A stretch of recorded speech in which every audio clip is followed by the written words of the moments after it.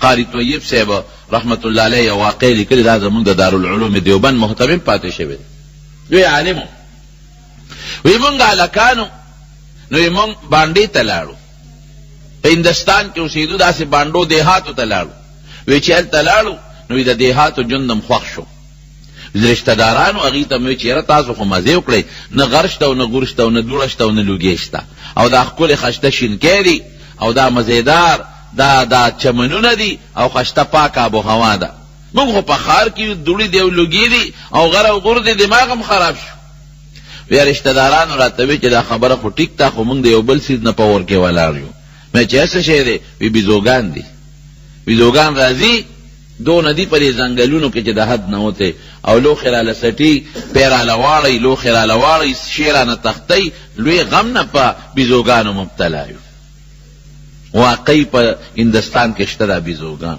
او ډېر خطرې شی هم دی ګورې یوازې چې سړی ګیر قسم پوره حملې پې کوي وی ما وی ورېږه مونږ هم ته خلاص کو وی لاړم یو دکان ته اول ته مې زهر واغېشتل او بیا م ډوډۍ پخې کړې په اوړو کې مغه زهر واچول خو داسې لږ لږ هم پکې ونوستل او ډوډۍ هم پخې کړې مونږ وی چې دا بیزوګان به راشي دا ډوډۍ به وخوري بس مړه به شي خو چې یو څو چپې هم دغسې وله ورکړې بس خبره ختمه شوه ورېږه خلاصوم هم ته هغه یو قسم دارو لیکلي چې هغه هم د پساري نه واغېستل او اوړو کې م واچول او ډوډۍ هم ته پخې کړې او هغه ډوډۍ هم راواغېستې د کوټو په سر باندې م ټوټې کړې داسې دا ګورې قاري طیب خپله خبره کوي دا د خپلو سترګو د لاسونو د خپل عمل دی وی په کوټو په چتونو باندې م ورته هغه ډوډۍ چوره کړله او لمونږ ورته لرې تماشې ته ودرېدو چې دا بیزوګانې به اوس ډوډۍ له خامخا راځي او چې د وخوري زهر پکې دي به دا بمسنکې هم پکې اچولې وه وی بیزوګانې یو څو راغلې وی چې راغلې د بیزو دا قانون دی که تاسو لیدي دا چې شی خوري راولي بیایي انسان بیول نه کوي دی بیول کوي وی ډوډۍ راواغېسته او د سپېمو ته یې ونیوله وی په ځای کېښوده ګوتې یې ورونړې وی بیا لاړې روکې شوې وی یو څو نورې رالې چې هغې رالې وی هغې مغه ډوډۍ راواغېسته او پوزې ته یې ونیوله بیولې وی هم ته لاړې خولې له یې بیا ونړې وی مونږ وی چې یاره دې کې جوړ دا زهر مونږ زیاته چولې دي دا ځکه جوړ پوه شوې وی چې لږ ساعت تېر شو یو لوی غومپک د بیزوګانو راغی او وی هر یو بیزو سره یو شنه پاڼه وه دقسې یو شنه پاڼه یې ځان سره راوړه او هغه پاڼه یې په دې لاس کې نیولې ده او په بل لاس لګیا دی هغه څومره ډوډۍ چې مونږ چورې کړې وې ټولې پاکې خلاصې کړې ویې خوړې او هرې بیزو ورپسې هغه یوه پاڼه وخوړه ځان سره یې ولې دارو راوړو یو پاڼه یې وخوړه وی چې پاڼه یې وخوړه وی مونږ وی چې دا به اوس مړی شي وی په هغه کوټې په چت لګیا دی او ګډۍ شروع کړه یو په یو ټوپ وی بل طرف ته ټوپ وی بل طرف ته ټوپ وی سم نه یو پکې مړه نه شو دا خدای پاک هر چاله د ژوند د تېرولو طریقې ښودلې دي داسې ده که نه ده پروردګار بادشاه دی دا تا سره علاج نشته د زهر اوسه پورې د زهرو علاج نشته ډاکټران که دارو ورکوي د زهرو نبدا ورکوي چې دا الټی به وکړي دا زهر به دنه بار راوځي خو چې وینه کې یو ځل زهر ګډ شو که نه نو د ډاکټر نه چې د ساینسدان بچی امتبار نشي رستی وینه کې ګډ شي بیا هغه زهر راوستل ګران دي ته چې زهر وخورې نو ډاکټر به څه درکړي دارو به درکوي چې الټی وکړي او زهر راوځي نو خو وینې ته تللی یا د الرجي ملرجي ګولۍ به درکېدله خو مشکله ده واقعي اوس پس دارو درمل راوتیم وي خو مشکله ده په لیباټرو به دې ټسټونه کړي او په مشینونو به یې دا څیزونه جوړ کړي نو بیزو سره لیباټري کم ده بیزو سره د ایکسرې مشین کم دی بیزو سره د ایکسرې پلانټ او الټراساونډ کم دی چې په هغې به معلومات کوي دا الله وله یو پوهه ورکړې ما ته یو سړي یو ځل خبره کوله د دې دیر د ما شاګردو ما ته یې مونږ ښکار وکړ یو مرغۍ یو مرغۍ ښکار کړله وی چې هغه مرغۍ مونږ سپینوله او د هغې اندامونه مو له واړه کول نو وی د دې خپه ماته وه د دې مرغۍ چې د چا به ویشتې وه خپه یې ماته وه وی بلکل مونږ ته یې هغه هډوکې معلومېده چې هغه هډوکې داسې یو طرف ته رابار شوی و نو وی د زیړ لرګي پټ نه دی د زیړ لرګې پخوا به دلته کې م دا زیړ لرګي په دې بازارونو کې خلکو خرڅو وی د زیړ لرګي پټ ته داسې ته و مکمل چې د زیړ لرګي پټ د هغه خپې نه تاو دی لکه ته به یې چا وله پټی تړلی دا خو انسان نه چې ګوته له ورچې ته زیړ لرګي پټ نه تاوی هغه خو یې ښکار کوي پته ولګېدله چې دې خلکو ته هم پته لګي دې مخلوق ته هم دا پته لګي چې د مات او د زخم دپاره دا یو علاج دی ما ته یو ځل یو چا خبره کوله وی تبلیغي جماعت کې بعضې ملګري تلي دا افریقې علاقې ته، هلته تلي د افریقې علاقې ته، وی هغې هغه کال تېری یا هر څونه موده چې تېری هغې خپله تېره کړه او واپس کله راتلل، نو یو کس پکې دا و چې هغه به دا ږیره توروله، نو هغه ږیره سپینه شوې وه. نو هلته کې دا پروګرام وکړه، ملګرو ته یې ځان سره خپل دارو وړي چې لکه ما خو ځان سره خپل د ویښتو د تورولو شی راوړی دی او کلي ته ځم وطن ته ځم چې دا ږیره اوس واپس توره کړم. هلته اوس سپینې خیر څوک مې نه پېژني، اوس به واپس ځم دا به توره کړم. وی یو ځنګل کې مونږ ناست وو او په هغه ځنګل کې مونږ ځان له خوراک پخو، چای یا څه شی د لګیا دي پخو، او دې هغه اور ته ګرمېږي او شیشې ځان ته مخامخ نیولې ده او لګیا دي دا نیم طرف یې په هغه ګومل هغه تور دارو پکې اچولي دی، هغه نیمه توره کړې ده نیمه پاتې ده. وی هلته په هغه ځنګل کې بیزوګانې ډېرې زیاتې وي. وی یو بیزو را منډه کړه او هغه غون هغه بوتل یې تې ونیوه او یې تختو، چې بوتل یې وتختو. وی منګ هم حیران شو او دم منډې ترړې ورپسې ووالې چې خدایه دې ځنګل کې خو ماته دا دارو نه میلاوېږي، دا خو نیمه ږیره توره ده او نیمه سپینه پاتې شوه. دې بیزو بېخوده ده خو یې په لوی شرم واړول، دا به اوس څه کېږي؟ دا به دې ښار ته او دې علاقې ته ځم دا خلک به څه وایي؟ داسې په مصیبت اوړېدم. بوتل خو پیشو تختو، ګرده منډې وا پته نه لګي کم کو تختو. وی بس دې کې دیم پریشان رو مونږ هم پریشان یو. وی دې کې یو بیز راغی، یا باغه یا بل او یو څو ډکي ورسره و. وی هغه ډکي راواغېستل او هغه اور کې ومنډل. مونږ ګورو چې دا بیزو څه کوي، د شړله مې چې لکه مشله دی کې مونږ ته اور بلې کې څه کوي. وی چې هغه ډکي په هغه اور کې وسوځول، نو بیا په یو ډکي هغه ایره ورو رابار کړه او چې رابار یې کړه نو هغه ایره اوس رالي او په دې خپل مخ مږي او مونږ ته نیغه نیغه ګوري. وی ما هغه ملګري ته چې لکه تا ته چل ښایي، دا تا ته چل ښایي، تا ته ګوري او په ویښتو لاس راکاږي ایره پې پورې کوي. دی دله څه دارو راوړل، هر څه دارو چې دی خو دله یې راوړل. وی چې یاره ما مه شرموې په بل غم مې وانه ړوې. مونږ وی چې نه ته ورته نه ګورې، لګیا دی په مخ باندې لاس راکاږي او تا ته نیغ نیغ ګوري او غیرې. وی خیر سړی مجبور کړه چې تا نه پیسې دي ومږه په دې ږیره باندې، که توره یې کړه خو ډېره ښه ده، که توره نی نو په اوبو به وځي ایرې خو ځي. وی سړی مجبور کړه چې مجبور یې که هغه ایرې یې راواغېستلې او په هغه ږیره باندې پورې کړې چې لږ ساعت تېر شو ویښتې ټول غورځېدل، غریب ږیرې نه خلاص شو، مخ مکمل خالي شو. موږ هم پریشانه یو، هم غریب پریشانه شو، ټول ویښته لاړل وغورځېدل. هغه م وایي چې تاسو ما ته دا ووایي چې دا ویښته دا شی پورې کړه، دا څه په مصیبت وړېدم، دا به زه بیا 4 میاشتې لګوم که څه به کوم. کلي ته خو که داسې لاړم نو خلک به وایي چې ته تبلیغ کې دې لپاره تللی وې نو ږیره دې وخریله. دا سوچ موږ هم پریشان وو، هغه هم را سره پریشان و غریب. مونږ دا لکه هر څه چې شوي دي بس انتظام به کېږي، خو دا به څه کېږي؟ تاسو یقین وکړئ چې 2 ورځې تېرې شوې د هغه په مخ ویښته راوټوکېدل، تک تور راووتل، ویښته مکمل تور راووتل، نوې ویښته ټول تور راغلل. راشه که نن د دنیا ډاکټران ولټوه، وی ده که نه زما دا ویښته سپین دي دا خو راله تور کا، وی به چې تور ملهم پې مږه، بل علاج سره نشته. بیزو ته پته لګي چې په دې فلانکي بوټي کې دا کمال دی چې دا ویښته باندې پورې کې دا سپین به دې لرې کړي او تور به درته راخېجي. نو دا انسان د طب د وجې نه انسان نه دی. دا حیوانات چې دا خپل ژوند تېروي دی په څه تېروي؟ هر حیوان ته پته لګي چې دا مې د خوراک شی دی او دا مې د سکاک شی دی، دا ماله فایده من خوراک دی، دا به خورم، دا نقصاني خوراک. په دې ځنګلو کې څونه حیوانات اوسېږي او تاسو ته پته چې په دې ځنګلو کې بعضې بوټي چې دي نو هغه زهر دي، نو دوی خو دا بوټي خوري که نه، نو که هغه زهر والا بوټي خوړ دا ټول حیوانات به مړ پراتی. الله ورته دا ښودلې ده چې دا بوټي به خورې، دا د فایدې دی تعالی، او دا بل بوټي به نه خورې. دا دلته خو ته زمیندار کاکا ګیا راوړي که نه، هلته خو ته ګیا نه راوړي، په خپله لګیا دي خوري. نو خدای پاک پوی کړي دي په دې چې دا شعور الله ورکړی دی چې دا زهر دی، ګورې دې نه به ځان ساتې او دا د فایدې شی دا به استعمال دی. هلکه انجینري کمال دی، بعضې خلک وایي نو انسان که انسان دی په انجینرۍ انسان دی. ښه دا خبره هم غلطه ده. زه درته یو لنډ مثال در کوم، د شاتو د مچۍ نه غټ انجینیر به ډلوشترې نه. انجینیر که انجینري کوي، یو ګلکار دیوال وایي ته له ده نه سال او مزې لرې که زه ډېرې دیوال وایي، او که وایي نه بیا هم والی شم نو کرنډی او تیشی ته لر که، کرنډی او تیشی او سال او مزې ته لرې که مضبوط مصري راوله دې دیوال والی شي، سوال نه پیدا کېږي، نه شي والی، کوټه نه شي جوړول.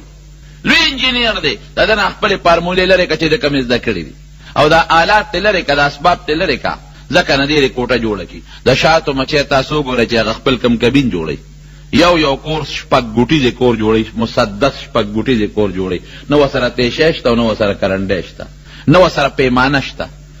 پیمانه ورسره شته ځای که اندازه تاسو لګوئ. ما په خپله پې تجربه کړی، تاسو پې تجربه وکړئ. د شاتو د مچۍ چې څومره کورونه دي دا به په ناپ ته یو بل سره برابري. یو دیوال چې کم کې بچی اچي، یو کم کې شات اچي، یو دیوال او د بل دیوال په منځ کې د سوتر زرمه حصه فرق نشته، د ویښته بر فرق پکې نشته. دا دوی سره کومه پیمانه راغلی چې په هغې ناپ تول کوي، او دوی سره څه داسې مشین راغلی چې په هغې باندې دا مساله مکس کوي، مکسچر ورسره دی او د هغې نه کورونه جوړوي. قرآن شریف کې الله وایي ما دا شاتو مچۍ پیدا کړي دي، یخرج من بطونها شراب مختلف الوانه فيه شفاء للناس. دا ما پیدا کړي دي، ګرځي په دې بوټو پسې ګرځي او رسونه راغونډي او هغه بیا خپلو بچو له خوراک جوړوي او داسې خوراک ته پیدا کېږي چې الله وایي په هغې کې د انسان دپاره شفا ده. خوندې څومره مزېدار اعلی لګیا دي، یو کور جوړوي، یو چته جوړوي، بله جوړوي، ځان له پکې خوراک هم جمع کوي، په هغې کې د خپلو بچو انتظام هم کوي. او هغه شات چې کله جوړوي بیا نو دا شات لومبي نرم نو دا کلکۍ پخی نو پسې پخی لګیا دي، ببوزې خو نشته چې ببوزې ورته وایي، نو په دننه ورته خپلې وزرې لقوي، هغه وزرې ورته لقوي چې د اوبه تې وچي شي او دا ټینګ پاتې شي. او څوکیداره بار مچۍ ناسته ده، تاسو شاتو مچۍ پیټۍ ته کتلي دي، بار به 2-4 څوکیدارانې به ناستې وي، هغوی به ګوري چې د بار نه نورې مچۍ رانې شي، مونږ نه شاتو نه خوري، په مونږ باندې حمله ونه کړي. یو یې پکې مشر دی، چې په کم طرف ځي دا ټول هغې پسې روانې. دا شعور دا پویه ولا چا ورکړې ده؟ الله. نو انجینیر صاحب ته په آلات او اسبابو لګې انجینیر یې، خدای په مخلوق کې داسې د شاتو مچۍ پیدا کړې ده چې هغه سره هېڅ اسباب او آلات نشته او دغه کورونو ته یې وګوره. اوبه راوړي هغه ځان له کور کې جمع کوي، شات راوړي رس په ځان له کور کې جمع کوي، د بچو خوراک راوړي په ځان له کور کې جمع کوي، هګۍ اچوي په ځان له کور کې هغه هګۍ اچوي او هغه خپلو بچو له لګیا دی، هغه خپل خوراک را پیدا کوي. نه جنگ شته او نه جګړه شته، په یو اتفاق او اتحاد لګیا دي. د خدای قدرت قسم دی که د دنیا طاقتونه یو ځای شي، که د خدای د یو قدرت مقابله وکړی شي، کولی شي. د اتی وجود ته وګوره، کومه مشینري چې د اتی په وجود کې ده، خدای هغه مشینري په ماشي کې مچولې ده. د اتی د وجود ټوله مشینري ماشي کې بنده ده، بلکې ماشي ته زیات دی. اتی الوتې نشي او ماشي الوزي، ځکه یو ماشین څه بعضې پرزې د هغه نه زیاتې دي، اتی یې پر نشي والی او ماشي پر وی. او که ته وایې چې اتی له خو خړتم دی که نه، په هغه خړتم باندې اوبه راکاږي، ماشي کې خړتم نشته، د ماشي خړتم د اتی نه مضبوط دی. اتی خو په هغه خړتم او ماشي د لپاره داسې ده که نه ده، او د هغه ځای نه په سرنج باندې د وینه راکاږي. ته چې په ځان خبرېږي د داسې په طریقه د انجکشن وایي چې خبر هم ته نه شي، الله ته خبر شي چې سرمن دې وپړسېږي، چې هغه لاړ شي او خپل مقام ته ورسېږي، نو د هغې نه پس دا سرمن وپړسېږي، نو بیا ته ډېرې چغې مغې وایي خو سړی د نالوتی دی. داسې ده که نه؟ پروس کال په لاور کې دغه راغلی و ډینګي ویرس، نوم ولد وی ښودی ډینګي په شانتې به نو ځکه ورته ډینګي وایي.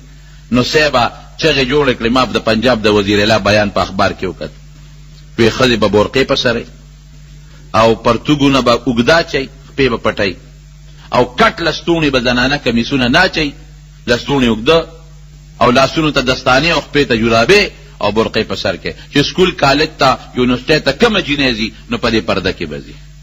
نو ما چې اخبار وکته، ما وی زمونږ به ته په سلګونو کاله رشین شو چې دا ګناه مه کوئ، مخونه پټ کئ، برقې په سر کې، لاسونه پټ کئ، زنانه بې حیایي مه کوئ. نو زمونږ نورې وی ملا صاحب زړې خبرې کې، دنیا ایډوانس ته نوې لاړه او ته مونږ ته زړې ځوتی، مونږ پورې خنداګانې کوي، دا خو نوې دور دی او د فیشن دور دی، مولیانو پورې خاندي. ما خدای پاک وایي چې تاسو مولیانو غلې کښېنئ اوس دې خوا شو، زه یو ماشي رالیږم، یو چې دله پې بورقې پسروم او که نه پسروم، یو ماشي ورپسې راولېږه یا 2-3 ماشي، خو چې 100-4-5 انجکشن یې ووالې که نه، نو غونډ د پنجاب حکومت یې وجړقاو، یو څو ماشو کولی شي خدای که نه شي کولی. اوس بیا بیان مخکې ورځو کې ما اخبار کې وکړ پنجاب کې بیا بیان راغلی چې ماشي بیا راوتی دی. د خدای د یو ماشي مقابله به انسان څه ځان ته لوی وي او څونه کبر او څونه کبر او څونه خپې راکاږي ځان پسې. لا تمشي في الارض مرحا انك لن تخرق الارض ولن تبلغ الجبال طولا. ځان پسې خپې مه راکاږه مړه ته څه شي دا سر که ډېر اوچت کړي نو د خدای دې غر ته یې رسولی شي او که دا خپې ډېرې ځان پسې راکاږي نو دا ځمکه شلولی شي هېڅ هم نه شي کولی. ولې کبر کې نو د یو ماشي نمرود وی زه خدایم لوی خدایم. یو ماشي راغی علما لیکي ګوډو په دا سپېمه کې وردن نه شو او د دې هډوکي لاندې دا نزله چې پکې راځي دقه ځای کې کېناست او بس خدای ولا جون ورکړی پر پر پر پر کوي او دی وی خدای د مازغه مې خراب شو ځان ته وینځه کېنوله او چپړه یې ورکړی په دې ځای مې وهه چې هغې به دلته ټس ټس کاو نو ماشي به پرار نه کو ګزاره به کېدله او چې هغې به ټس ټس بند کړي نو ماشي به پر پر کول د هغه ماشي د وجې نه خدای مردار کو مړی.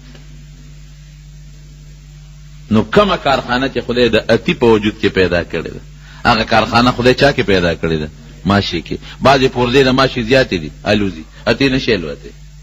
خړتم د ماشي ډېر خطرناک دی د اتي هغسې خړتم نشته کوم چې ماشي له خدای ورکړی دی. نو په دې به نه نیازېږي جناب چې زما سره ډاکټري ده ځکه په دې زما انسانیت دی ما سره انجینري ده ځکه انسان په انجینرۍ کمال ته رسېدلی دی ما سره د غوږ او د لاس طاقت دی ځکه د انسان کمال ته دا په حیواناتو کې مشته. انسان نه به انسان پسې جوړېږي په قرآن او په حدیثو. د انسان چې اشرف المخلوقات دی په څه وجه اشرف المخلوقات دی په قرآن او په حدیث. بس که دا قرآن او حدیث سره شته خو ته انسان او که دا قرآن حدیث سره نشته نو ته حیوان یې. دا پیرنګیان او انګریزان که ته وایې ولې هغه انسانان نه دي څه نه زه هغوی ته انسانان نه وایم. که ته وایې ورته ولې حیوان هم سار نه ماښامه پورې منډه وي د ډوډۍ لپاره داسې ده که نه سار نه ماښامه پورې حیوان څه له منډه وایي خوراک له هغې هم چې سار پاسې ماښامه پورې ډوډۍ له لګیا دي منډې تړلې وي. انسانیت خو دې ته نه وایي لکه هغې کې چې دی په ولاړه لکه د حیواناتو ډوډۍ خوري د انسانیت دی په ولاړه متیازې کوي د انسانیت دی خور لور ښځه نه پېژني دا خو حیواناتو کې دا سیسټم دی. حیوان کې هم لا حیا شته څه نه څه حیا په حیوان کې هم شته. نر د نر سره ګناه نه کوي او دوی خو په یورپ کې دا قانون پاس کړی چې نر د نر سره واده کولی شي. د ځنګل حیوانات د دې نه حیا کوي هغې کې دا حیا هم نشته. انسانیت خو دې ته نه وایي دا خو حیوانیت دی. قسم په خدای قسم درته خورم چې انسانیت په قرآن او په حدیث کې د خو مونږ شاته کړی دی. قرآن وایي دوکه مه کوه ته پې عمل نه کوې هغه پې کوي. قرآن وایي ټګي مه کوه دروغ مه وایه د مشر قدر کوه د خپل ملک وفادار اوسېږه ته پې عمل نه کوې هغه پې عمل کوي. قرآن وایي په غلا مه کوه ته پې عمل نه کوې هغه پې کوي. قرآن وایي ځان مضبوط کا.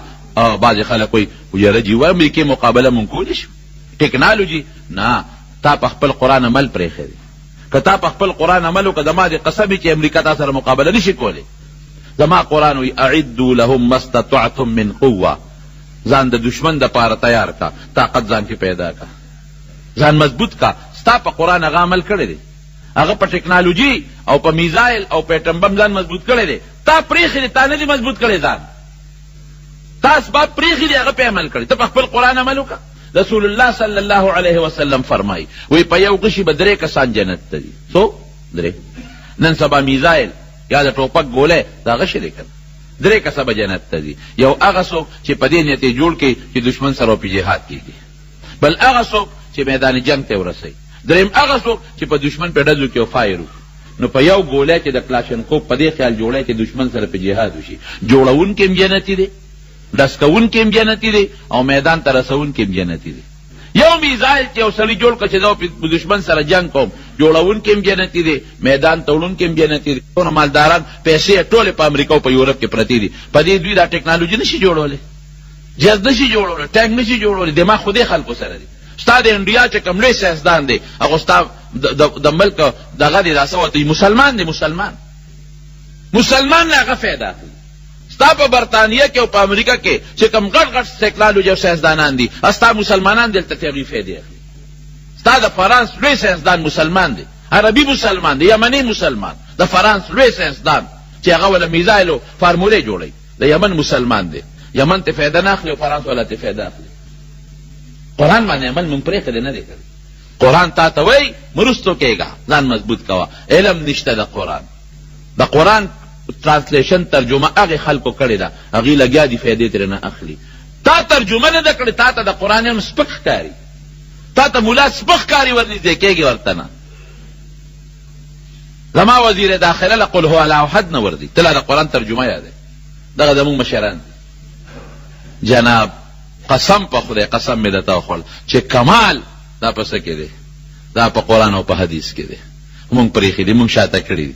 یعنې دا قرآن او حدیث حضرت عمر فاروق سره په څومره ملکونه په څومره دنیا باندې هغه سلطنت کو. دا قرآن او حدیث حضرت ابوبکر صدیق سره، دا حضرت عثمان سره، دا حضرت علی سره. یهودیان هم تابع دي، عیسایان هم تابع دي، هندوان او بت پرستیان هم تابع دي او په ټوله دنیا حکومت کوي. خو یاره هغې قرآن پیژندلی و، د قرآن علم ورسره و، هغې د پیغمبر تعلیمات پیژندلی و، هغه علم ورسره. نو علم د قرآن باندې انسان دی بس، او خدای ته پې نږدې دی، پروردګار ته د علم په قرآن. محمود غزنوي دا هارون الرشید بادشاه یو ځل په خپل چمن کې ناست و، دا نوکران وزیران ورسره ناست دي، نو جوش کې راغی، نو اواز یې وکړ، وی دا لکه نن چې څوک څه غواړي زه ورکوم، وغواړئ چې څه غواړئ. وی صاحب دا خبره دې څنګه وکړه؟ وی بس چې څوک څه غواړي نن ورکوم. یو کس پاسې زما 2,000 روپۍ پکار دي، د ده نوم ولیکه ورکوله. بل وزیر پاسې صاحب زما د پلانکې علاقې بادشاهي خوښه ده، دا دار تپتا پسې ولیکل. بل پاسې زما 2 آسونه، بل پاسې یو لګیا دي، یو شی غواړي. هر چا څه ناڅه وغوښتل او هارون الرشید ورته اعلان کړل. یو وینده د هارون الرشید شاته ولاړه ده، وینځه ببوزې وی لګیا دی ورته، ببوزې ورته وی. نو هارون الرشید ورته مخ راواړو، وی ته څه نه غواړې؟ دې خلکو چې دومره څیزونه واخیستل، وی دا بې وقوفان خره پرېږده چې هر څه قبضه کړي، دا خره دي، بې وقوفان دي. هغې هم غوسه شو چې تاسو زما وزیرانو ته او مشیرانو ته خره ووې او بې وقوفان دې ورته ووې. او هارون الرشید هم غوسه ورله، وی زما د مشیرانو ته ته خره وې، یا دا ټول خره دي قمقل دي، پرېږده چې دا سامانونه دوی والي. یاره دې ویړه کې چې دا جوړ دا وینځه لیونی شو که څه چل پوه شو، دماغ یې خراب شو. دې دومره هوښیارانو خلکو ته چې زما حکومت چلي، دې ته یې خره ووې او بې وقوفان یې ورته ووې.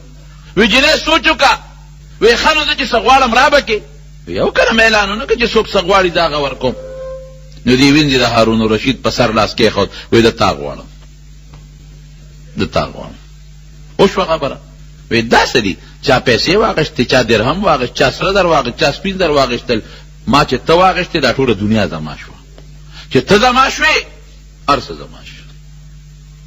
بنیاد نیسه بنیاد د اونې یو څانګه، یو اونه ده، یو سړی راغی میوې ته واخیسته، بل راغې پاڼې ته پرې کړې، بل راغې څانګې ته پرې کړه، او دا اونه چې چا په بیه واخیسته نو قیمتي پکې کم یو شو چې اونه یې واخیست. څانګې هم دده شوې، میوه هم دده شوه، پاڼې هم دده شوې، سور هم دده شو، لرګي او خشاک هم دده دی. بنیاد ونیسه، بنیاد قرآن او د پیغمبر حدیث دی، همون پرېښي دي. او قرآن او د پیغمبر حدیث چې دی ونیول، د دې نه کامیابي بله نشته دی. قسم په خدای هر څه پکې شته، خو مونږ پرېښي دي. چې چا نیولې دی هغه ته عالم وایي، چې چا نیولې دی هغه ته د پیغمبر وارث وایي، وارث د پیغمبر.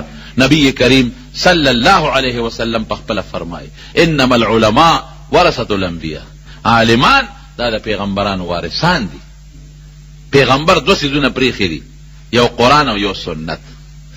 دې ته طریقه وایي ترکت فیکم امرین، 2 څیزونه مې درته پرېښي دي، لن تدلوا ما تمسکتم بهما، تر څو چې مو په دې منګولې لګولې ګمراهان کېږئ به نه. یو د الله کتاب الله و سنتي، بل زما سنت. نو چې چا نه کم مال پاتې شي، عربی کې ورته طریقه وایي، موږ ورته میراث وایو. هغه مال چې څوک د شرعي طریقې سره په قبضه کې واخلي هغه ته وارث وایي. نو دغه د پیغمبر میراث چا په قبضه کې اخیستی دی؟ عالم، دا وارث د پیغمبر. دا زه نه ویم، دا حضور پاک مبارک فرمایي. او مرتبو ته ګوره، د دنیا مرتبه مو د آخرت دواړه درته ښیم. د امام ابو حنیفه رحمت الله علیه یو شاګرد دی، امام ابو یوسف ورته وایي، خپل نوم زوړ یعقوب دی. یعقوب مور به لیږه، ویده چې ته رنګسازي زده که، نو دی به ته رنګسازی چل هغې زده کو. نو یو ځل په لاره تېرېږي، امام ابو حنیفه رحمت الله علیه مجلس ته ګېدلی دی، او دا حدیث درس ته طالبان ورته ناست دي. نو دې را دننه شوی ته وګوره دا مولیان څه کوي چې وی کتل اوس امام صاحب ناست درس کوي او شاګردان ورسره دي ورسره کېناست چې کېناسته اسوي الله دا فرمایي رسول الله مبارک دا فرمایي د اخوان ورکړي واقعي مسلمان له بد اخوان ورکړي خوند یې ورکړي د سره ناست دي سبا له بیا پلاره تیریږي بیا وسره ناست بل بیا ناست مور ته تاسو کو بچي ته خو تش دی او تش راځي نور کله خو بدل هغه استاد سره روپیا ودر کوله اوس ته تش راځي دی غږ نه کوي کش نه کوي دا استاد شاګردانو نم سره روپیا نه ما خام ورکي هغه سوره دی پس مور پوه شو چې دا لک خو لګم یو شي پسې او دی خو په بل طرف روان دی دا ور پسې را روان شو چې را روان شو نو دا یعقوب امام ابو یوسف دی په جمعه را دن شو امام سے ګوله دا تصویر مو باسه اسی کاواز بندوي او تصویر خپل ګناه ده نو په جمعه را دن شو دا ور پسې را دن شو کیناست ای خدا مور نه پټ را روان دی الته مور یې درېدله ښه زه دې لېږم چې ته بس رنګ سازي زده کې هنر بس زده کې دا ملا صاحب سره کښېنې وخت یې برباد کړ هلته ورته ودرېده امام صاحب باندې اواز راوست امام صاحب ملا صاحب زما دا زوی خو دې لوپر کړ زه لېږم چې دا زوی به مې څه هنر زده کړي نو تا ځان سره کښېنولی دی ټول وخت دې وله ضایع کړ تش ځي او تش راځي نو امام صاحب ډېر هوښیار و اوس هم دا خلک دي مولیاونو ته اوزګار وي د اوزګار دي ما چې قبر ته لاړ شي نو پته به راته ولګي چې د ما دا کار قیمتي و که د ملا دا قیمتي دی ملا درته ښکلی عقیده ښیي چې ته پې جنت ته ځې ملا درته ښکلی عمل ښیي چې ته پې د دوزخ او د قبر د عذاب نه بچ کېږي ملا درته ښکلی د پیغمبر اخلاق ښیي چې ستا د معاشرې ژوند هم پې ښه شي او ستا پې خیر هم ښه شي او ته لګیا په ګندونو پسې سر په ګندونو هغې کې نغده پیسه راغله تا ته ښه ښکاري هغه کې نقد خوراک دي تا ته ښه ښکاري خو چې ځنکدن دې کله شروع شي بیا به راته پته ولګي بیا به دا ظالمان په لاسونو قرآن شریف کې الله فرمایي چې دا ظالمان بیا په لاسونو چکونه لګوي یوم یعد الظالم علی یده په لاسونو به چکونه لګوي څه به وایي یا لیتنی اتخذت مع الرسول سبیلا یا لیتنی لم اتخذ فلانا خلیلا افسوس که ما د پیغمبر ملګرتیا کړې افسوس کړي پلان کې سره مې د اجرې او د چمن او د لارې ناسته نه وې کړې زه خو هغه برباد کړم په دې صحبت قرآن وایي زه نه ویم نو جناب چې وی د ما دا بچی خو دی د خې توقې نه وایست ولې ترورې وی دې زه هنر له لېږم تا کېنولې ځان سره وی زه ورته هنر ښیم که وی څه هنر ورته ښی وی داسې هنر ورته ښیم چې بیا به د پستې او د چلغوزو او د بادامو حلواګانې خوري وی دا به کله زده کوي دا حلوا چې واورېدل نو هغې مو ته لکې خوند راغی دا به کله زده کوي وی صبر وکړه که نه خو نن راغی نو دونه زر خو نه شي زده کولی نو خدای د یعقوب نه امام ابو یوسف جوړ کړ نو د هغه زمانې د هارون الرشید قاضي القضات چیف جسټس ته جوړ شو هغې کرسۍ له لاړ نو یو ځل هارون الرشید دا هغه خپل لنګري الوا پخ کړی و او دا چکې پکې اچولی پستې او بادام او چلغوزي وغیره نو چې راویړل یاره وي دا خو قاضي صاحب له یوسي چې هغې وخوري نه یې وله راولېږله نو دغه وخت کې امام ابو یوسف سره د خپله مور ناسته را چې الوا راله پکې چکې بادام دي وی مور یې وخوره وی بچی دا څه دي وی د ما د استاد خبره دې یاده ده څه درته ویلي چې داسې هنر ورته ښیم بچي ته چې بیا به دا بادام او پستې او چلغوزو چکې به خورې الواګانې به خورې وی مور یې حقه هنر مې زده کړی دی دا هغه الوا ده وخوره نو مور ورته وژړل بچې وی ستا استاد ابو حنیفه باندې په قبر خدای رحمتونه نازل کړي داسې هنر یې درته ښولی چې نن د بادشاه خوا کې ناست دی او خلک درته سلوټونه کوي او که ما واله هنر دې زده کړی وی نو بیا به د جامې او لاسونو او مخ د رنګ نه لړلي او پنورونو به دې منډې تړلی والی نو یو ځل هارون الرشید میټینګ راوغوښته وی علم سره د خلکو مینه کمه شو دا څه چلو شو چا وی صاحب علماو له تنهاګانې زیاتې کړه چا وی مدرسې جوړې کړه چا وی دا وکړه چا وی دا وکړه خلک بچو باندې علم نه کوي امام ابو یوسف ورته وی ما سره یو تجویز یو فارموله درته ښیم که په هغې دې عمل وکړه ته ګوره چې دا خلک علم کوي که نه کوي خو یاره جی هغه درته نشم ویلی وی نه خامخا به وی قاضي صاحب وی نه نشم ویلی خفه به شي وی څنګه به خفه شم وایه که نه وی خفه کېږم وی خب بیا د دې ما پې خفه کېږي خو به نه وی نه وی داسې وکړه چې یو اعلی اس قیمتي چې ستا کم اس دی دې زمانه کې موټر او هغه زمانه کې اس دا برابر او قیمتي زین به پې واچې او ښه مزیدار به خشته کې، او چې مازدیګر شي خلک بازارونو ته مازدیګر روځي، نو زه به پره پاسه سور شم ماله به راکې، او ته به زما د اس واګې ونیسې په دې بازار کې به یو څو چکرې راکې. پوه شي بادشاه صاحب دا چل به وکړي. نو چې خلک مه وویني چې تا زما د اس واګې نیولي دي په قیمتي اسم، دا خلک به ټول په خپلو بچو علم شروع کړي. الناس علی دین ملوکهم. بادشاه چې دوغاخې پرتوګ واچي نو دلته کې هغه بجلیګر مولوي صاحب خبر وي د شاخې تاخې ویم پرتوګ واچي، بیا هغه بیا واچي، هغه چې دره کې نه لګي په کبال کې ځان لالي خو هغه اچوي. ولې؟ زما بادشاه چولې. نو پتلون کې څه ګناه نشته، عورت پې پټ دی، خو ګورې شعار د مسلمان نه دی، شعار د چا دی؟ د انګریز دی، د هغه شعار دی. نو ضرورت دپاره خیر دی که فوج پولیس یې چې مثلا نو تا ته ساجت دی چې سکول ته دې بچي ته مخې ته د خار لکۍ وې دانده کړې ده او پتلون دې ورته اچولی دی. ضرورت څه دی؟ وی دی کې خو چې څه ګناه نشته، ما زه به ومنم چې ګناه نشته، عورت پې پټ دی، لیکن نښه د چا ده؟ نه د پښتون نښه ده، د پښتون لباس هم نه دی، نه د مسلمان شعار دی. ماشوم ته د وخت نه په غوږ کې اچوي چې دا ټی او دا پتلون د عزت جامه ده. ګورې هغه له د مخکې نه په زړه کې ور واچول، دا د انګریز نښه، دا د عزت جامه ده. ولې د انګریز تهذیب خپل دا د اسلام دی نه دی، خو د پښتو خپل تهذیب د خپل که کنه اسلام سره خو دشمني دروانه ده. زر به دا وي دې کې څه ګناه ده؟ نو په پرتوک کې څه ګناه ده؟ په کمیس کې څه ګناه ده؟ عورت دې په هغې د دې نه ښه پټ دی او خرې پې زیات پټ دی. دا زمونږ د خلکو ګنده سوچ، دا مونږ د دې انګریز نه غلامۍ والا سوچ دی زمونږ په ذهن کې. هغه سکول ته بچی لېږه چې کم کې دغه لباس دی، که پوټې سبق پکې نشته، خو چې پتلون دی، دوغاخې پرتوک دی او مخې ته د خر لکۍ وې ځانده ده، نو بس په دې زه فخر کوم. ما بچی هغه سکول کې داخل کړی، زه خو یې مه داخلوئ په دې سکولونو کې بچي چې دا شر پاتې شي. ولې اسلامي تهذیب زما اسلام زما دین نه دی، مذهب مې نه دی. اسلام خو د قرآن و سنت نوم دی، دا زما مذهب نه دی. په خپل مذهب ولې وشرمېږم؟ د انګریز په لباس زه ولې فخر وکړم؟ دا زما تهذیب نه دی. ښه دا پرېږده، د پښتو هغه د خامتا تهذیب دی خپل کا، نو هغه دې م پرېښو، دا دې م پرېښو، او په هغې باندې فخر کوې، هغې تهذیب له ته دوام ورکې، هغې له وقعت ورکې، هغې له زینت ورکې، او د زړه کې د خلکو شوق و مینه ورسره پیدا کړې. دا زما ګنده سوچ. چېرته یو کافر دی ولید انګریز چې پټکې په سر کړی دی، هغې زما تهذیب پورې خاندي. چېرته یو انګریز دی ولید چې زما اوږد کمیس یې اچولی دی، ځکه نه هغه ته م ووایه وی پتلون کې م عورت پټېږي او په دې کې م پټېږي، زما دا واچوه که نه هغه اچوي، نه ستا هغې پورې خاندي او تا د هغه تهذیب خپل کړی دی، د خپل پیغمبر سنت دې پرېښي دي. دا ناپوهتیا ده، دا پوهه نه ده، دې ته ناپوهتیا وایي. نو بادشاه چې څه کوي بچي هغه څه کوي، په هغه طرف رواني. نو وایي ته زما اس ونیسه، نو خلک چې ته وویني ته ګوره چې بچي راوباسې که نه. هارون رشید ورته څه وایي؟ ای امام ابو یوسف قاضي صاحب، زما د قسم په خدای وي دا د شرم خبره نه ده، زړه مې غواړي چې ټانګه کې دې کښېنم او باڼسونه لکه د اس په خپلو اوږو کښېږدم او په دې بازار کې دې راکاږم. تا له خدای او د خدای د پیغمبر علم په سینه کې پروت دی.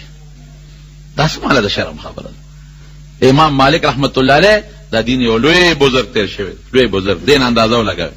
په مدینه منوره کې به لګیا او د حدیثو درس به یې کو، او هغه دی به ګدی پرته وه چې کم دی د عبدالله بن مسعود ګدی به پرته وه، ریاض الجنت چې ورته وایي، او هغه دی به حضور پاک اعتکاف کو. نن د 2 رکعاتو ټایم چاته نه میلاویږي هغه ځای کې، هلته به ناست و د حدیثو درس به یې کو، او داسې لوی مجلس به ورته لګېدلی و د احادیثو د درس طالبان. یو ځل یو سړی راغی د مجلس ته رادننه شو او د خلکو په اوږو یې قدمونه راواغېستل او نیغ امام مالک ته راغی، او چې څنګه راغی ته وی صاحب راپاسه راپیسه، وی را ترغاړو ځه را ترغاړه، بس وی اجازت را کړه تندې دې ښکلوم ښکل که. اتې تپوس کړې لکه دا څه چل دی وکړه؟ د حدیثو درس دې په مابند کې ګناه دی وګټله، د خلکو په اوږو دې قدمونه واغېستل، دا دې بیل جرم وکړه. او درېیم دا دی چې ما ځان ته را ترغاړه باسلم، څه چل شوی او په تندې دې ښکل کړم. وی صاحب دا غلطۍ مې وکړه، خو یو حرس ته لاس بیګا مې حضور پاک مبارک په خوب کې ولید، سره د ملګرو دې مسجد نبوي ته رادننه شو. وی ته لګیا دی درس حدیث کې، وی حضور پاک دا وفرمایل چې مالک ابن انس څه شو، امام مالک څه شو؟ وی صاحب چا ورته وی چې هغه دې ستا د حدیثو درس ته ناست دی. وی اواز کې ورته، وی تا ته چې اواز کې چې حضور پاک ته غواړي. نو وی ته راپاسېدې، وی دا اولی دې رپېدل چې ما ته به څه وایي؟ وی چې رانږدې شوې درته فرمایي چې مه یارېږه، او ځان ته یې را ترغاړه باسلې او په دې تندي یې ښکل کړې ښکل. قدر زر زرګر شناسد قدر جوهر جوهر. حضور پاک ځان ته ولې را ترغاړه باسي؟ زه به یو لنډ مثال درکړم.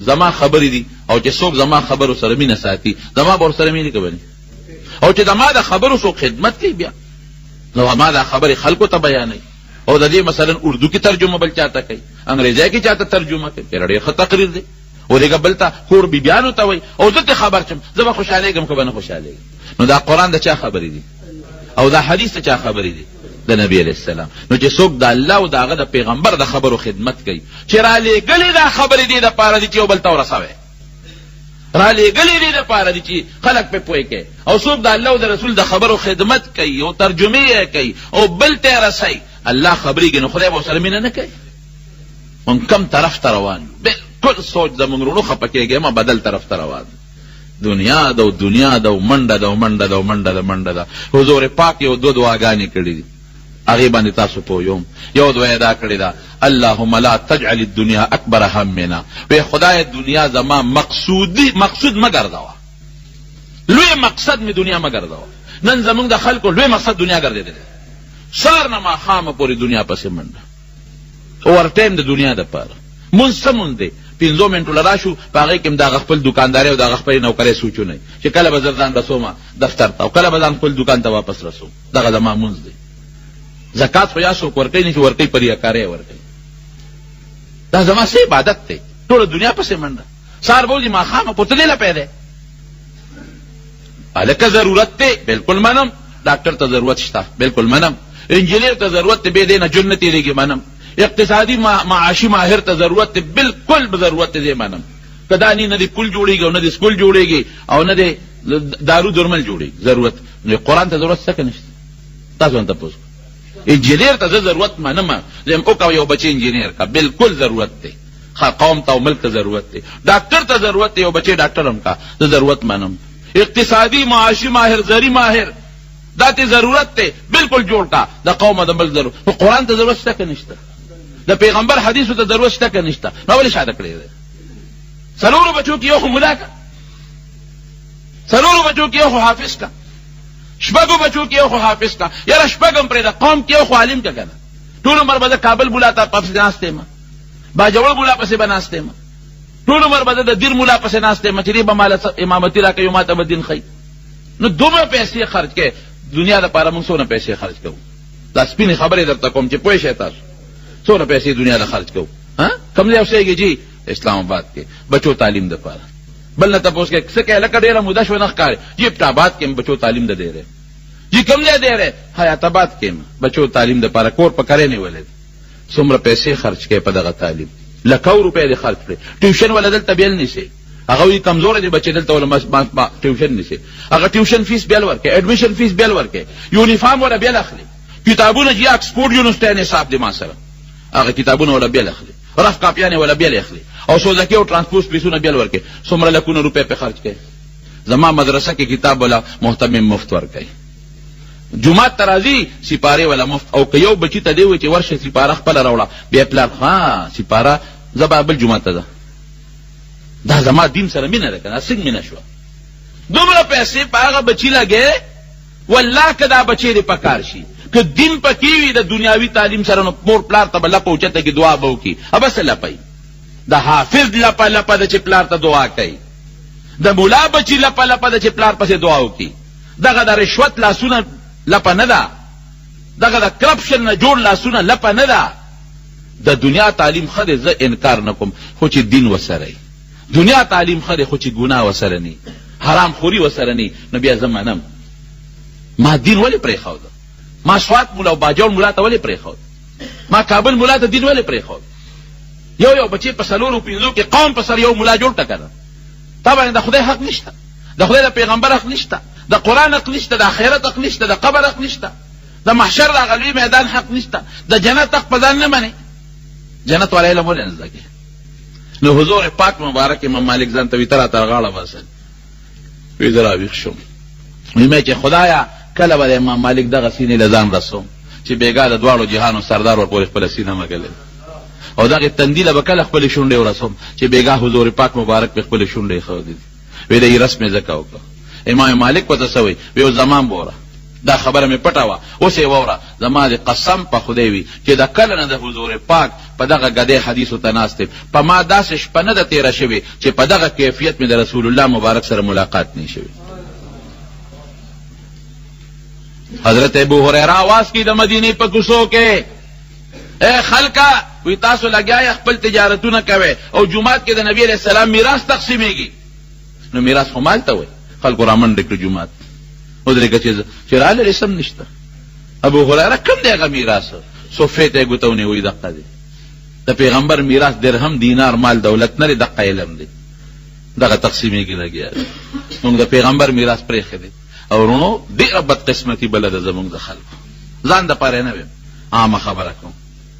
ډېره بدقسمتي څه ده؟ بچې مې عالم نه که، بچې مې حافظ نه که، نوسې مې عالم نه که، نوسې مو حافظ نه که. نو بدقسمتي دا ده چې ملا پسې بدې وایي. دا غټه بدقسمتي ده. ما تېره جمعه هم درته ویلو، یو مذهب والا یهودي به چرته خپل ملا پسې بده ونه وایي، عیسایي به چرته خپل پوپ او پادري پسې بده ونه وایي. ورشه د هغوی پادریان وګورئ، هغوی پوپان وګورئ. د هغوی په قانون کې دا دی چې پادري به واده نه کوي، د هغوی هغه چې کم پوپ والا دي واده به نه کوي. لیکن د ودونو په ځای نور قصې تاسو ته معلومې دي. ګرجو کې ورسره جنکۍ ناستې وي، لیکن چرته پې چې الزام ونه لګوه. ګناه کې ککړ پراته دي، چاته پې چې الزام ونه لګوه. او موږ معمولي خبره شوه 20 نقطې، دا شیطاني اثرات دي. 20 نقطې چې خلکو د دې علم نړه تور شي، ملا نړه تور شي، علم نړه تور شي. مدرسو ته دهشتګردي پکې کوي. کوم دی په مدرسه کې دهشتګردي کېږي؟ یو مدرسه وښایه. تاسو په دې ټوله مدرسه کې لګیا یې د علم خدمت کې که دهشتګردي کوي؟ ملا طالب دهشتګرد دی، ملا طالب دهشتګرد دی. چې کوم دی هغه تاسو ټولو ته پته ده. امریکا دهشتګرد دی، امریکا هغه ځای نه راغی او په افغانستان یې سر وګرځو، تر ننه پورې د وینو سیلاب پکې ګرځي. ټیک ویم که غلط ویم؟ عراق کې څه وي؟ د عراق کې وي وسله ده او دوی وسله جوړه کړې ده، ځکه نه هغه وسله څه شوه؟ اوس خو عراق ستا په قبضه کې دی که نه؟ وښایه قوم ته که نه، ولې دې په حمله کوي؟ وایي موږ نه غلطي شوې ده. نو ظالمه دنیا دې تباه کړه او د وینو سیلاب د مسلمانانو دی وبیو او ښځې دې کونډې کړه او ماشومان دې یتیمانان کړل. اوس به تا نه څوک تپوس کوي؟ مسلمان سره وسله نه پکار او اسرائیلو سره پکار ده. ولې هغه ستا دغه دی، نه پیټو دی. مسلمان له وسله نه پکار. فلسطین نه نه، د اقوام متحده پابندي ده، شام نه پابندي ده، هغه سره شته. د دنیا نمبر 1 شیطان، نمبر 1 حرامي او نمبر 1 دهشتګرد امریکا او د هغه ملګري دي. مسلمانانو کې او موږ نه پوهېږو، غافله یو. موږ کې د خپل پیټوګان درنه کړي د پیسو د ایجنټان او دا خبرې خورئ. مدرسه دهشتګرد ده، طالب دهشتګرد دی، ملا دهشتګرد دی. موږ له خو د ټوپک د چلولو چلم قسم لیکلی دی. ټوپک سین چلېږي، په پته نه پوهېږو چې ټوپک سین چلېږي. دا ولې چې خلک په مدرسو بدګمانه شي، خلک په ملا بدګمانه شي، خلک په طالب بدګمانه شي. نو بس علم سره به شوق ختم شي، دین سره به شوق د خلکو ختم شي. دا د هغه سوچ دی. نو که هغه کوي خو کافر دی، ستا دشمن دی. نو ته ولې د هغه علیه کار جوړېږي نیکبخته؟ ته خو مسلمان یې که نه؟ ته د هغه علیه کار ولې جوړېږي؟ که هغه ما ته کنځل کوي دشمن دی، نو ته ولې کنځل کوې؟ ایرونو مونږ چې جومات جوړو چندې وله غواړو که نه؟ دا د خدای کور نه، چنده ولې زه غواړم؟ ته چې خپل کور جوړې ته هغې له په خپلو بچو کې هم چنده نه کوې، خپل قوم کې هم نه کوې. او زه چې جومات جوړم د خدای کور ګرځم، خدای مه به خزولۍ نیولي ما له چنده راوړې جومات جوړو، خدای له کور جوړو. دا زمونږ بې کسي ده. انګریزان چې دي، انګریز قوم، ما ته پته له ما د هغې کتلې مې دي، رسالې مې کتلې دي، ما ته یو شی معلوم دی. هغې ته چې سټیټ ته د پیسو ضرورت شي، حکومت ته، نو چرچ ته پیسه غواړي. چرچونه یې دونه مالدار دي. باقاعده خپل پوپ ته خط لیکي، درخواست لیکي، سټیټ ته دومره پیسو ضرورت دی، موږ له قرضه راکړه. چرچ قرضه ورکوي.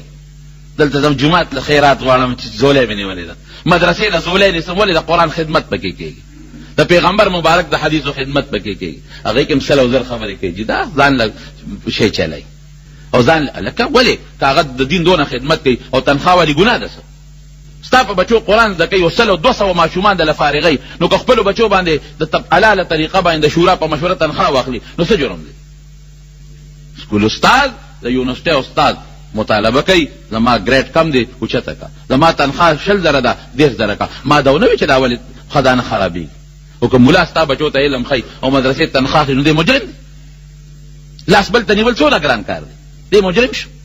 دا ټول شیطاني اثرات، دا د یورپ او د امریکې سوچ چې دین بدنام کا، دین تعلق مدرسې مولا حافظ طالب سره دی، دا بدنام کا. بس دین به خلق ورله تور شي، ړمه توروي رونو ګورې قبر له روان یو، تاسو هم روان یې، موږ هم روان یو. هغه دین خپل کې، علم خپل کې. څوک چې ستا د دین خدمت کوي په کومه جامه کې چې خدمت کوي، که هغه لګیا دی د مدرسې په شکل کې خدمت کوي، که هغه لګیا دی د قرآن د حفظ خدمت کوي، که هغه لګیا دی د دعوت او تبلیغ په سلسله کې خدمت کوي، که هغه لګیا دی تزکیې د نفس تصوف په سلسله کې خدمت کوي، او که هغه لګیا دی او د دغه کافر خلاف ټوپک یې روچت کړی، ظالم خلاف شاته ودرېږي. کلک دا ټول خپل لاسونه یو بل سره موټي کې موټي، مسلمان له اتفاق او اتحاد پکار دی. پرېږدوئ دا د ګندو لیډرانو سوچ، دا ګنده لیډرانو سوچ دا شاته کې. خپل قرآن ته، د خپل پیغمبر حدیث ته توجه ورکړئ. خپلې مدرسې پسې ستا دین مدرسه ده، خپل قرآن پسې او د خپل دین مشر عالم پسې سپک او بد مه وایه. پام کوه، تباه به شي، خوله به دې کږه شي، کنې خدای به درنه په قبر او په قیامت کې تپوس کوي. او ما تېره جمعه ته چې غلطۍ خو په هر چا کې شته، ځکه دې ولټولم د زیاته ګناه به په ټولو کې په ما کې موجوده. که دعوه مولا دا وکړه چې زه معصوم یم، ګناه به نه کېږي، نو بیا ووایه چې دا ګناه دې ولې وکړل. دې معاشرې نه ته هم جوړې، مولا هم ته جوړ، ته به 100 ګناهونه کوې، به 15 کوې، ته به په قص کې هغه نه به بغیر اختیاري ښي. نو دا شیطاني اثرات دي چې بل ته ګوته نیسې، او دا 5 دې ځان ته راماتې کړي، دې ته سوچ وکړه چې ما کې دا غلطۍ چې بلکې وباسم ما کې شته او که نشته. په دې خبرو مې مه خفه کېږئ، ښه، دا د اصلاح خبرې دي، دا د دین د توجه خبرې دي. خدای پاک دې زموږ دین سره توجه پیدا کړي. رب العالمین قرآن شریف کې فرمایي قل اوایه پیغمبره هل یستوی الذین یعلمون والذین لا یعلمون، هغه خلک چې علم لري هغه چې نه لري، دا دواړه برابر دي؟ چرم برابر نه دي. او بل دی الله فرمایي والله اخرجکم من بطون امهاتکم لا تعلمون شیئا، وی ما د میندو د ګېډو نه راوویستی، اسم دله نه درتلل، اسم نه درتلل. فجعل لكم السمع والابصار والافئده، وګونه مې درکړل چې ته پې د خدای قرآن زده کړې، سترګې مې درکړې، زړه مې درکړه، په دې اندامونو څو کې لعلکم تشکرون، شکریه ادا کړې. شکریه څه ته وایي؟ د خدای د نعمت نه فایده اخیستل. دې اندامونو له د ګن فایده ماله، د دین فایده ته واله، د قرآن فایده ته واله. هغه سترګې ډېرې قیمتي دي چې د خدای قرآن او پیغمبر حدیثو ته ګوري. هغه غوږ ډېر قیمتي دی چې د خدای قرآن او د پیغمبر خبرې پې اوري. هغه زړه ډېر قیمتي دی چې د خدای قرآن او د پیغمبر خبرې پکې پرتې دي. هغه لاس او خپې ډېرې قیمتي دي چې د الله او د رسول په خبرو کې لګیا دي او حرکت کوي. خدای دې ستاسو زموږ بچي عالمان کړي، خدای دې عالمان کړي.